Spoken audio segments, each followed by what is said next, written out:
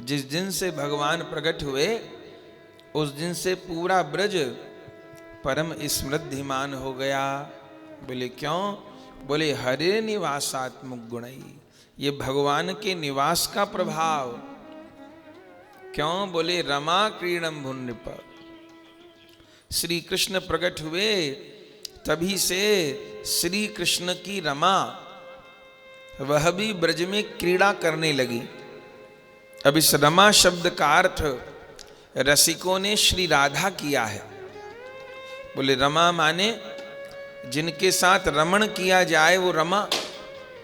संसार में बहुत से भक्त कहते हैं रमापति रामचंद्र की जय, तो राम जी तो सियापति हैं।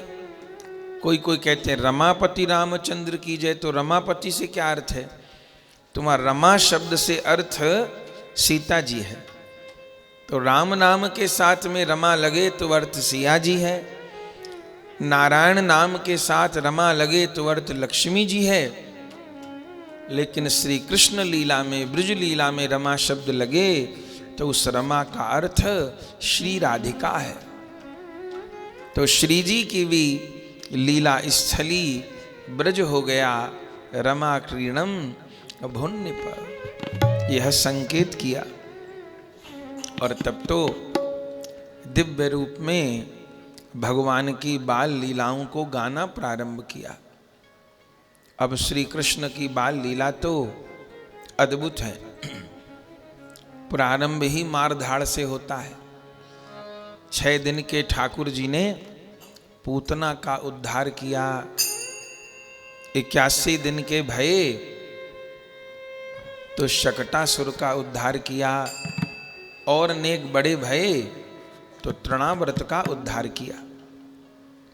इस असुर उद्धार लीला के पीछे क्या तात्पर्य है? तो रसिक महानुभावों ने वर्णन किया है कि इन गोकुल में 3 असुरों का जो उद्धार हुआ, पूतना का, शकटासुर का और तृणाव्रत का, इनमें क्रम से मैया के तन का, फिर मैया के मन का और मैया की चित्त वृत्ति का निवेश प्रभु ने अपने में किया।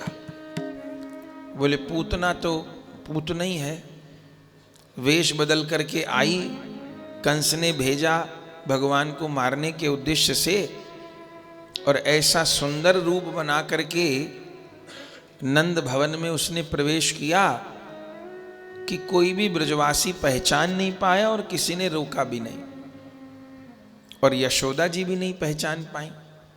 और यशोदा जी ने जैसे पूतना आई, बड़ा सुंदर उसका रूप, कह रही है मैंने सुना है तुम्हारे घर अलौकिक लाला प्रकट भयो, मुझे ऋषि का आशीर्वाद है, मेरे आंचल से अमृत झरता रहे, कहो तो तुम्हारे लाला को नेक दूध पिला दूं तो तुम्हारो लाला चैन की नींद सो जाए।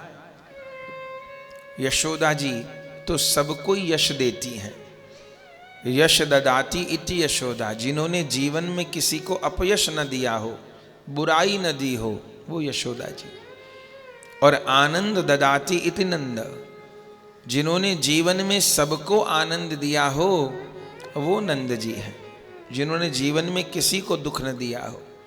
पूतना आई तो यशोदा जी उनको भी कह रही हैं, अरे ये लाला मेरे भाग से थोड़ो भया, ये तो गौमाता की कृपा से, यमुना जी की कृपा से, बड़े बूढ़ों की कृपा से मुझे प्राप्त भयो है।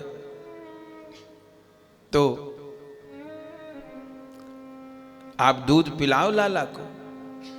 तो लाला को पूतना के पास अकेले छोड़ दिया, और फिर यशोदा जी भीतर जलपान की व्यवस्था करने चली गई। और फिर लीला तो जानते हैं, इसने गोद में उठाना चाहा, भगवान ने नेत्र बंद कर लिए, क्योंकि निर्मल मन जन सो मोहि पावा, मोहि कपट छल छिद्र न भावा। भगवान को कपट प्रिय नहीं है, इसने कपट रूप बनाया है, भीतर से राक्षसी है, वक्ष स्थल पर विष लगा के आई है और बाहर से सुंदरी बन के दिखा रही है। तो भगवान ने नेत्र बंद कर लिए। इसने लाला को उठाया और गोद में लेके जो दूध पिवाना चाहा, भगवान तो इसके प्राण ही पीने लग गए। और जो इसके प्राणों का आकर्षण किया, ये तो बाहर को लेकर के भागी और प्रभु ने इसके प्राणों का हरण किया। ये तो आकाश से धड़ाम नीचे मथुरा गोकुल के मार्ग पर कंस के बगीचे पे आकर के गिरी। ये तो गोविंदाय नमो नमः। लेकिन ठाकुर जी 6 दिन के प्रभु अब इसके ऊपर ही खेल रहे। भगवान को तो खेलने के लिए एक बढ़िया आसन मिल गया।